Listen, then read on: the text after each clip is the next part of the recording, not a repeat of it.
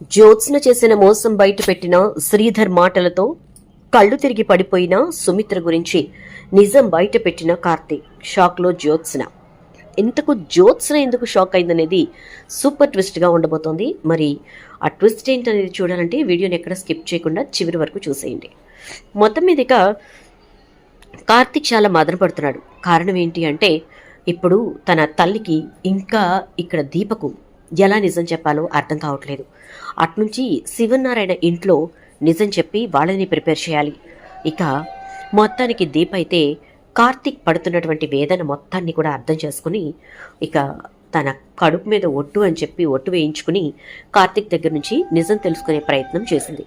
దాంతో ఇక తప్పని పరిస్థితుల్లో కార్తీక్ నిజం చెప్పి చెప్పనట్టుగా చెప్పాడు. సుమిత్రకు ఏదో చిన్న ఆరోగ్య సమస్య అని, కాకపోతే ఒక 2 రోజులు హాస్పిటల్లో ఉండి ట్రీట్మెంట్ తీసుకోవాలని చెప్పడంతో చిన్న ఆరోగ్య సమస్యకు మళ్ళీ 2 రోజులు హాస్పిటల్లో ఉండాలని ఎందుకు అంటున్నారు అని చెప్పేసి దీప అడగడంతో కార్తీక్ అయితే అది ఎందుకు ఏంటి అని చెప్పి ప్రశ్నిస్తూనే ఉంటావా, ముందు అత్తయ్యకి నార్మల్ అయిపోతే ఆ తర్వాత నుంచి ఇంట్లోనే ట్రీట్ చేసుకోవచ్చు, కొన్ని ట్రీట్మెంట్స్ హాస్పిటల్స్లోనే చేయాల్సి ఉంటుంది దీప అని చెప్పని అంటాడు. దాంతో ఇక సరే బావా, నీ ఇష్టం, నీ మాటే నా మాట, అలాగే అయితే ముందు మనం ఇంటికి వెళ్ళి అందరినీ ప్రిపేర్ చేద్దాం అని చెప్పేసి ఇక దీప అయితే కార్తీక్ తోటి శివనారాయణ ఇంటికి బయలుదేరుతుంది. అక్కడికి వెళ్ళేసరికి శివనారాయణ ఇక ఫైల్ టీపాయ్ మీద పెట్టి కూర్చుని ఎదురు చూస్తూ ఉంటాడు. ఇక వాళ్ళు వచ్చిన తర్వాత, ఈరా నువ్వేమైనా మర్చిపోతున్నావా ఈ మధ్యన అంటే, ఏంటి తాత నేనేం మర్చిపోలేదు అంటూ ఉంటే, ఈ ఫైల్ ఏంటి అని చెప్పని అనగానే ఒక్కసారిగా షాక్ అవుతాడు. అది తాత అంటూ ఉంటే, దశరథ్ సుమిత్రలు హాస్పిటల్కి వెళ్ళినటువంటి ఫైల్. ఈ ఫైల్ని నువ్వు కారులో పెట్టేసి వదిలేసావు. ఏ వస్తువు మర్చిపోని నువ్వు కారులో కావాలనే పెట్టి వదిలేసావా లేకపోతే అని చెప్పని అంటే, అబ్బే లేదు తాత, నేను తీసుకురావడం మర్చిపోయాను అంతే, కావాలని ఎందుకు వదిలేస్తాను అనగానే, ఏమో ఇందులో మాకు తెలియకూడని విషయాలు ఏమున్నాయో మాకు తెలియదు కదా, అందుకోసమని దాని మీద హారిక అనే డాక్టర్ పేరుంటే వెంటనే ఫోన్ చేసి మాట్లాడాను. ఆవిడ అంతా చెప్పింది. ఏం చెప్పిందో నువ్వు చెప్తావా లేక నన్ను చెప్పమంటావా అని అంటే, తాతకి నిజం తెలిసిపోయింది అని చెప్పి కంగారు పడుతూ ఉంటాడు కార్తీక్ అయితే. అది అంటే ఏం లేదు తాత అంటూ ఉంటే, ఆవిడ అదే చెప్పింది, ఏమీ లేదు కంగారు పడకండి, అంతా కార్తీక్కి చెప్పాను, మీ అందరికీ కార్తీక్ చెప్తాడు అని చెప్పి. ఇంతకీ ఆ విషయం ఏంట్రా, ఏమైంది, ఎవరికి బాగోలేదు, ఎవరి కోసం ఇప్పుడు ఈ ఫైల్ మొత్తం అని చెప్పని అంటూ ఉంటే, థ్యాంక్ గాడ్ తాత వేరే వాళ్ళ రిఫరెన్స్ తీసుకోలేదు అని అనుకుంటూ, ఇటీవు తాత, ఎవరి కోసం అంటే అత్తయ్య కోసం మావయ్య కోసం అంతే, అంతకుమించి ఇంకేమీ లేదు, నువ్వేం కంగారు పడక తాత, ఏదైనా ఉంటే నేను చెప్పకుండా ఉంటానని చెప్పు అంటే, ఆ నమ్మకం నాకుంది కాబట్టే నేను సైలెంట్గా ఉన్నానురా మనవడా, లేకపోతే ఇక నేను కంగారు పడి ఉండేవాడిని అని చెప్పని అంటాడు. దాంతో ఇక కార్తీక్ వెంటనే, బ్రతికానరా భగవంతుడా, లేకపోతే ఇక తాత దగ్గర నేను అడ్డంగా దొరికిపోయేవాడిని అనుకుంటూ ఉండగా ఇక శ్రీధర్ అయితే గబగబా ఇంటికొస్తాడు. అలా వచ్చినటువంటి శ్రీధర్ ఇలా ఉండగా శ్రీధర్ అయితే మామయ్య గారు అంటూ చాలా సీరియస్గా వస్తాడు. మాస్టారు మీరేంటి ఇంత సీరియస్గా ఇంత గబగబా వస్తున్నారు, ఏమైంది అని అంటే, మార్నింగ్ నీకు కాల్ చేసి చెప్పాను కదరా ఫైల్స్ మిస్ అయ్యాయని అనగానే జ్యోత్స్న గుండెల్లో రాయి పడిపోతుంది. ఏంటిది ఫైల్స్ గురించి మాట్లాడుతున్నారు అనుకుంటూ ఉండగానే, అవును మరి ఇప్పుడు మా తాతయ్య దగ్గరికి దేనికొచ్చావు అంటూ ఉంటే, ఫైల్స్ ఏంటి రావడం ఏంటి, ఏమైందిరా కార్తీక్ అంటే, ఒక్క నిమిషం తాత అంటాడు. ఇక కార్తీక్ అయితే వెంటనే శ్రీధర్, అవి దొరికాయిరా అంటాడు. దొరికాయా, ఎక్కడున్నాయి మాస్టారు అనగానే, ఇంటి దొంగని ఈశ్వరుడైనా పట్టలేరంటారు కదరా, అదే జరిగింది. మా ఇంట్లో ఒక ఇంటి దొంగ, ఈ ఇంట్లో ఒక ఇంటి దొంగ ఉన్నారు, అందుకే ఈశ్వరుడు కూడా పట్టలేకపోతున్నాడు. అది మా 2 ఇళ్లకి ఉన్న ఈశ్వరుడు నువ్వే కదా, నువ్వు కూడా పట్టలేకపోతున్నావు అని అనేసరికి, ఏమైంది ఏంటి శ్రీధర్ అని అంటే, మన కంపెనీలో మాజీ సీఈఓ గారు ఉన్నప్పుడు జరిగినటువంటి ఫ్రాడ్ తాలూకు లెక్కలన్నీ కూడా నేను అరెస్ట్ అవటానికి ముందు జాగ్రత్తగా ఆఫీసులో పెట్టి వెళ్ళాను మామయ్య గారు. వాటి గురించి మీతో మాట్లాడదాం అనుకుంటూ ఉండగానే ఈ ఫుడ్ కల్తీ జరగడం, నేను అరెస్ట్ అవటం ఇవన్నీ జరిగిపోయాయి. సో వాటిని నేను ఆఫీస్కి వచ్చిన తర్వాత తిరిగి వచ్చాక ఆఫీస్లో వెతికితే కనిపించలేదు నాకు. కానీ అవి కనిపించకపోయేసరికి కంగారు పడి నేను కార్తిక్ ఆల్రెడీ ఇది విషయం అని చెప్పాను. ఎవరికి లీక్ కాకూడదు అనుకున్నాం. కానీ కాశీకి తెలిసినటువంటి ఈ నిజం లీక్ అయిపోయింది మావయ్య గారు. లీక్ అవ్వడం వల్ల ఆ ఫైల్స్ అన్నీ కూడా మన ఆఫీస్లో నుంచి మాయమైపోయాయి అని అంటాడు. అవునా, ఏమయ్యాయి, ఎవరు తీశారు అంటే, ఇంకెవరు మామయ్య గారు, ప్రబుద్ధుడు, నా అల్లుడున్నాడు కదా, ఆ అల్లుడు మహాశయుడే తీసి భద్రంగా నా ఇంట్లో దాచిపెట్టాడు. అవి పొద్దున స్వప్న కాశీ బట్టలన్నీ తీసి బయట పడేస్తూ చూసేసరికి ఫైల్స్ అన్నీ ఉన్నాయట. నేను అంతకుముందే కార్తిక్కి ఫోన్ చేసి ఫైల్స్ మిస్ అయ్యాయిరా, అసలు జ్యోత్స్న తప్పు చేసిందని నిరూపించడానికి ఇంత సాక్ష్యం కూడా లేకుండా పోయింది అని బాధపడ్డాను.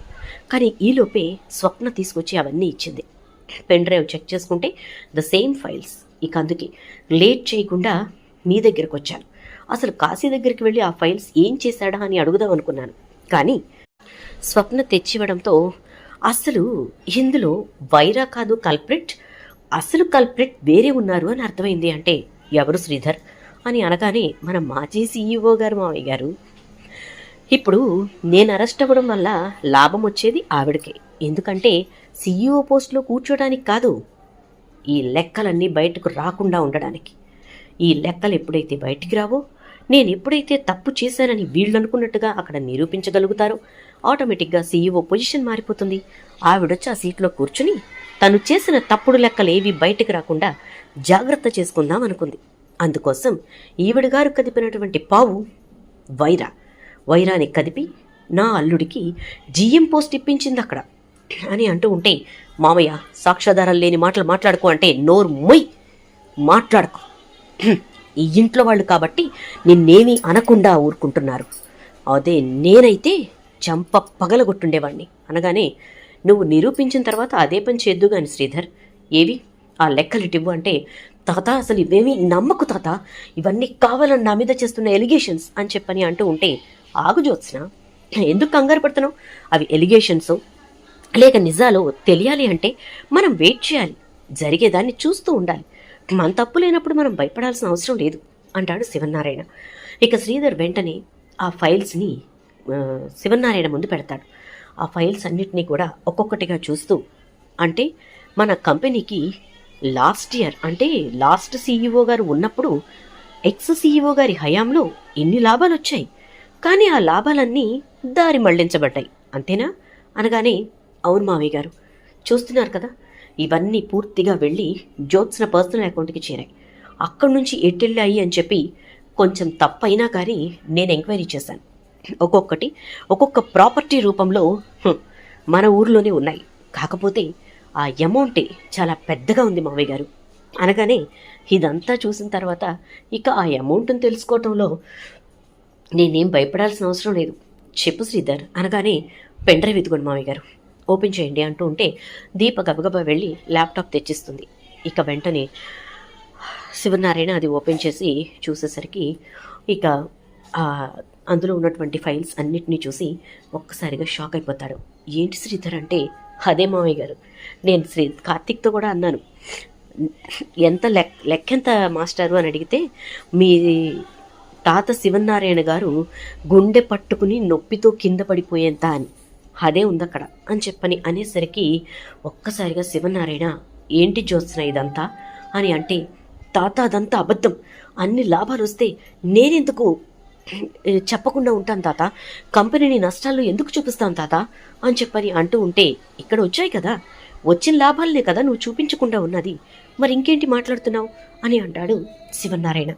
తాత నువ్వు దయచేసి నన్ను అపార్థం చేసుకుంటున్నావు, వాడు చెప్పిన మాటలే నమ్ముతున్నావు, నువ్వు అలా నమ్ముకు తాత, నేను చెప్పేది ఒకసారి విను అంటూ ఉంటే పారిజాతం, ఏమండి ఒక్కసారి అది చెప్పేది కూడా వినండి అంటే, నువ్వు నోరు ముయ్, మాట్లాడకు, నీకు దీనికి ఎటువంటి సంబంధం లేదు, ఇక్కడ మాట్లాడాల్సింది కేవలం నేను, శ్రీధర్, కార్తీక్, దశరథ్ మాత్రమే, ఇంకా ఎవ్వరూ మాట్లాడటానికి వీల్లేదు.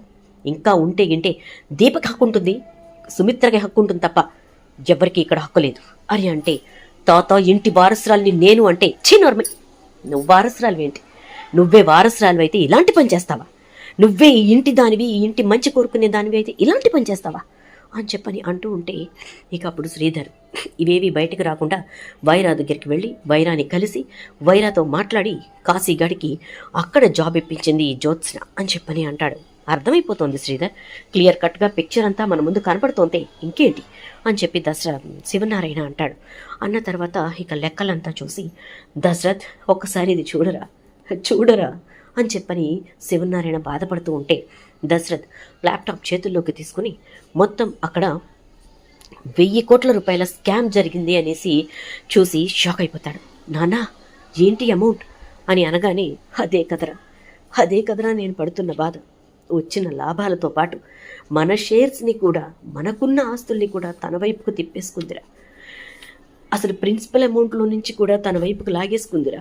ఏంట్రా ఇది అంటూ చూస్తూ ఉండేసరికి ఇదంతా వింటున్నటువంటి సుమిత్ర ఒక్కసారిగా కళ్ళు తిరిగి పడిపోతుంది. కార్తీక్ దీన్నేమీ పట్టించుకోకుండా అత్త నువ్వు దీని గురించి పట్టించుకోకు, మాస్టారు కాసేపు ఆగాల్సింది కదా, అత్త పరిస్థితి బాగాలేదు అంటూ ఉంటే సుమిత్రకి ఏమైందిరా, ఎందుకలా పడిపోతుంది? కార్తీక్ డాక్టర్ కూడా నువ్వు చెప్తావన్నారు, నేను ఈ గొడవలు పడి మర్చిపోయాను, సుమిత్రకి ఏమైందిరా, ఏమైంది అని శివనారాయణ కంగారు పడిపోతూ ఉంటాడు. ఇక వెంటనే కార్తీక్ అయితే మీరెవరు కంగారు పడకండి మాస్టరు, కార్తీని తొందరగా అని చెప్పేసి మావయ్య నువ్వురా అంటూ ఉండగానే ఇక సుమిత్రను తీసుకుని హాస్పిటల్కి వెళ్ళిపోతారు. జ్యోత్స్న చాలా చాలా కంగారు పడుతూ ఉంటుంది. ఏం చేయాలో అర్థం కాక మీనమేషాలు లెక్కెడుతూ ఉంటుంది. దీప్ అయితే జ్యోత్స్న వంక చూస్తూనే ఉంటుంది. ఎందుకు ఇలా చూస్తోంది, ఏంటసలు నా గురించి ఇంత డేటా తెలుసుకుని మొత్తం బయట పెట్టేశారు. ఇప్పుడు తాత అమ్మ విషయం క్లియర్ అయిన తర్వాత నా వైపే వస్తాడు. ఏం చేయాలి? తెగించి నేను వెళ్ళిపోతానని చెప్పి బయటకు వెళ్ళిపోవటం కరెక్టా, లేకపోతే కాదు నేను ఇంటి వారసురాల్ని కాబట్టి నా వైపుకే అదంతా ఉండాలి అని చెప్పని అనుకున్నాను, నువ్వెక్కడ వేరే వాళ్ళకి రాసేస్తావు అని భయపడ్డాను అంట కరెక్టా? ఏదైనా కూడా అది ఆయన ఆస్తి కాబట్టి, నేను తీసుకోవడం తప్పు కాబట్టి ఖచ్చితంగా అదే తప్పు పడతారు అని ఆలోచిస్తూ ఉంటుంది. ఇంకా ఈలోపు ఇక్కడ కార్తీక్ ఇంకా వీళ్ళంతా కూడా హాస్పిటల్కి వెళ్ళేసరికి అక్కడ హారిక ఏమైంది కార్తీక్ అంటే కండిషన్ సీరియస్ డాక్టర్ అని అంటూ ఉంటే ఇక దీప కార్తీక్కి ఫోన్ చేసి బావా నేను బయలుదేరి వస్తున్నాను ఆటోలో అంటే వద్దు దీప అంటే నా వల్ల కాదు బావా, అమ్మకు అక్కడ అలా ఉంటే తట్టుకోవటం ఇక్కడ నా వల్ల కాదు అని చెప్పి గబగబా బయలుదేరుతుంది. ఇక అలా బయలుదేరి అక్కడికి వెళ్ళిపోతుంది హాస్పిటల్ దగ్గరికి. ఇక అక్కడ డాక్టర్ హారిక ఏమో కార్తీక్ ఏంటి నేను నీకు క్లియర్గా చెప్పాను, ఎందుకు ఇంత దాకా తీసుకొచ్చావంటే అనుకోకుండా జరిగిపోయింది డాక్టర్, ప్లీజ్ ఆవిడికి టెన్షన్ వచ్చే విషయాలు ఏమి చెప్పకూడదు కదా కార్తీక్ అంటే అదే జరిగిపోయింది, ఆ పొరపాటుకే ఇప్పుడు ఎలా సర్దిద్దుకోవాలో అర్థం కాక బాధపడుతున్నాం, సరే ముందు ట్రీట్మెంట్ స్టార్ట్ చేసేయండి అంటే ఏంట్రా ట్రీట్మెంట్ అంటున్నావేంటి, ఏం జరిగింది, మీ అత్తకి ఏమైందిరా అంటూ ఉంటాడు. ఇక దశరథ్ అయితే మావయ్య నువ్వు కంగారు పడకు, అత్తకి ఏమైందో నేను చెప్తాను కదా, నువ్వు కంగారు పడకు అంటూ డాక్టర్ మీరు ట్రీట్మెంట్ స్టార్ట్ చేయండి అని చెప్పేసి ఇక సుమిత్రని లోపలికి పంపిస్తాడు. ఇక సుమిత్రని లోపలికి తీసుకెళ్ళి గదిలో ట్రీట్మెంట్ మొదలు పెడతారు. క్యాన్యులాస్ పెడతారు, సెలైన్స్ పెడుతూ ఉంటారు. ఇక ఇలా ఇంజెక్షన్స్ చేస్తూ ఉంటారు. ఇదంతా చూస్తున్నటువంటి కార్తీక్ బోరుని ఏడుస్తూ ఉంటాడు. ఈలోపు దీప్ వస్తోంది అని చెప్పి శ్రీధర్ చెప్పేసరికి వెంటనే ఇక కార్తీక్ కళ్ళు దురుచుకుంటాడు. ఏంటిది ఏమైంది బావా, నువ్వు నాకు చెప్పినట్టు చిన్న సమస్య కాదా, అమ్మకి ఇంకేదైనా పెద్ద సమస్య ఉందా అంటే చిన్న సమస్య ఏం చెప్పాడమ్మా అంటే అమ్మకి ఏదో చిన్న సమస్య వచ్చిందని చెప్పాడు నాన్న అని అనగానే అవునా మరి నాకెందుకు ఆ విషయం చెప్పలేదు అంటే ఇప్పుడు మేము వచ్చింది కూడా అందుకే నాన్న ఆ విషయం చెప్పడానికే, కానీ ఈలోపు ఇదంతా జరిగిపోయింది అనగానే అయ్యో ఇదంతా నా వల్లే జరిగింది, నేను కాస్త ఆగినా బాగుండేది అంటూ శ్రీధర్ అంటూ ఉంటే లేదు నువ్వు చెప్పాల్సింది ఈ టైంలోనే బావా, నువ్వు ఇంకా లేట్ చేస్తే జ్యోత్స్న ఆగడానికి అంతుండేది కాదు అని అంటాడు. ఇక దశరథ్ ఈలోపు శివనారాయణ ఇక్కడ లేచి ఎంత నమ్మాను నిన్ను పారిజాతం, నీలా తయారు చేసావు కదా నా మనవరాలు ఆఖరికి అని అంటే అయ్యో అలా అంటారేంటండి అంటే లేకపోతే కూర్చున్న కొమ్మను ఎవరైనా నరుక్కుంటారా పారిజాతం, ఇదంతా తన ఆస్తే కదా, తనకు సంబంధించింది కదా, మరి తనెందుకు కక్కుర్తి పడాలి అంటూ ముందు నా కోడల్ని చూసుకుని వచ్చాక అప్పుడు మాట్లాడతాను అంటూ శివనారాయణ హాస్పిటల్కి బయలుదేరుతాడు. ఇక అక్కడ ట్రీట్మెంట్ జరుగుతూ ఉండగా ఈలోపు కాంచనకి కావేరి వాళ్ళు ఫోన్ చేసి ఇట్లా సుమిత్రకి బాగోలేదని చెప్పేసరికి అవునా నేను బయలుదేరుతున్నానంటే ఉండక్క నేను స్వప్న వస్తున్నాం మేము వచ్చి తీసుకెళ్తాం అని చెప్పేసి కావేరి అంటుంది. ఇక కాంచనని తీసుకుని కావేరి వాళ్ళు కూడా వస్తారు. అందరూ కలిసి మొత్తం మీద ఇక అక్కడ సుమిత్ర విషయం చూస్తూ ఉంటారనమాట. చూస్తూ ఉండగా డాక్టర్ వచ్చి, ప్రస్తుతం పర్వాలేదు, కంగారు పడకండి, ట్రీట్మెంట్ స్టార్ట్ చేస్తానంటే, దేనికి ట్రీట్మెంట్, నాకేం అర్థం కావట్లేదు అంటాడు దశరథ్. అదేంటి కార్తీక్, మీరు ఇంకా చెప్పలేదా అంటే, లేదు డాక్టర్, చెప్పకముందే ఇలా అయిపోయింది అని అనేసరికి, అవునా, సరే అయితే ముందు అర్జెంటుగా వాళ్ళకి నిజం చెప్పండి అని అనేసరికి, ఓకే డాక్టర్ చెప్తాను అని చెప్పేసి కార్తీక్ అయితే, మావయ్య అత్తకి బ్లడ్ క్యాన్సర్ అని అంటాడు. ఏంటి బ్లడ్ క్యాన్సరా, ఏంటి కార్తీక్ నువ్వు అనేది, బ్లడ్ క్యాన్సరా అంటాడు దశరథ్. అవును మావయ్య, బ్లడ్ క్యాన్సరే, ఆ బ్లడ్ క్యాన్సర్ వల్లే అత్త ఇప్పుడు ఈ పరిస్థితిలో ఉంది అనగానే, అడ్వాన్స్ స్టేజా డాక్టర్ అంటాడు.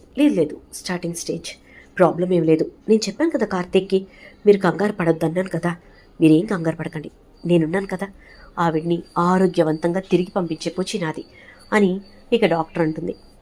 ఈలోపు ఇక జ్యోత్స్న అయితే ఇక్కడికి ఎవరికి ఫోన్ చేస్తే నిజం తెలుసుద్దా అని చెప్పి కాంచనకి ఫోన్ చేస్తుంది. ఏంటి చెప్పు అని అనగానే, కాంచనకి ఈ విషయాలు ఏవి తెలియదు కాబట్టి బాగానే మాట్లాడుతుంది. ఏమైందత్త, ఎందుకు మా అమ్మ అలా అయిపోయింది, నన్ను రావద్దంటున్నారు అని అనేసరికి, ఎలా రమ్మంటారే, కూతురుగా నువ్వు తట్టుకోలేవు కదా అంటే, ఏం జరిగిందత్త అంటే, మీ అమ్మకి బ్లడ్ క్యాన్సరే అని చెప్పేసేసి, ఉంటారు మళ్ళీ చేస్తా అని పెట్టేస్తుంది. వావ్, సూపర్ సుమిత్ర, బాగా ఉపయోగపడబోతున్నావు నాకు అనేసి, ఆ బ్లడ్ క్యాన్సర్తో నువ్వు అదే హాస్పిటల్లో చేస్తావు, నీ చావుతో నేను చేసిన మోసాన్ని కొట్టి పారేసుకుంటాను, తల్లి లేని బిడ్డ అని చెప్పి అందరూ నన్ను జాలితో చూసేలా చేసుకుంటారు, ఆ హాస్పిటల్లోనే నిన్ను పైలోకాలకి పంపిస్తాను అనుకుంటూ జ్యోత్స్న అనుకుంటూ ఉంటుంది. మరి ఇప్పుడు జ్యోత్స్న ఆ పని చేయబోతుందా? అసలు నిజం తెలుసుకున్న శివనారాయణ ఏం చేయబోతున్నాడు? జ్యోత్స్న నిజంగా సుమిత్రని చంపాలనుకుంటే మాత్రం ఖచ్చితంగా దీప చేతిలో అయిపోతుంది. ఇటు శివనారాయణ నిజం తెలుసుకున్నాడు కాబట్టి శివనారాయణ కూడా జ్యోత్స్నను వదిలిపెట్టాడు. జ్యోత్స్నకి చరమగీతం పాడే టైం వచ్చేసిందా? ఏం జరగబోతుందనేది రాబోయే ఎపిసోడ్స్లో చూద్దాం. వీడియో నచ్చితే లైక్ చేయండి, వీడియోని అయితే షేర్ చేయండి, ఛానల్ని సబ్స్క్రైబ్ చేసుకోండి, పక్కనే బెల్ ఐకాన్లో ఆల్ ట్యాప్ చేయడం మాత్రం అస్సలు మర్చిపోకండి. Thank you.